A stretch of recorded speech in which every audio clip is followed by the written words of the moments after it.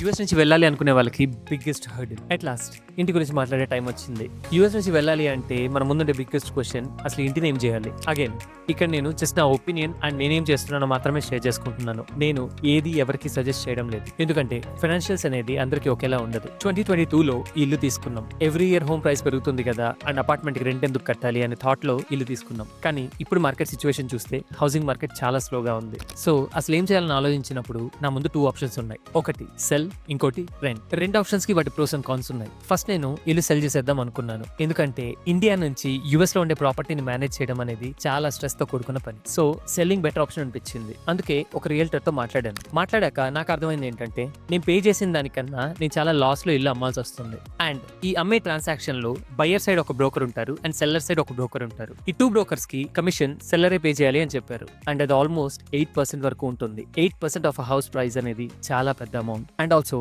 House మీద ఇంకేదైనా loans ఉంటే అవి కూడా తీర్చేయాలి అని చెప్పారు. నాకు ఈ హౌస్ మీద సోలార్ ప్యానల్స్ కి లోన్ ఉంది. సో ఇల్లు అమ్మాలంటే ఫస్ట్ అది క్లియర్ చేసేయాలి. ఇంత లాస్ అవుతుందని చూసి నాకు సెల్లింగ్ అనేది బెస్ట్ ఆప్షన్ గా అనిపించలేదు. సో నేను నెక్స్ట్ ఆప్షన్ కి వెళ్ళాను, అదే రెంటింగ్. బట్ ఒక బిగ్ డిస్క్లైమర్, ఇండియాకి వెళ్ళే వాళ్ళకి రెంట్ ఆప్షన్ అనేది నేను బ్లైండ్ గా రికమెండ్ చేయను, ఎందుకంటే దాంట్లో చాలా ప్రాబ్లమ్స్ ఉంటాయి. అవేంటో క్లియర్ గా నెక్స్ట్ వీడియోలో డిస్కస్ చేద్దాం. See you all in the next one.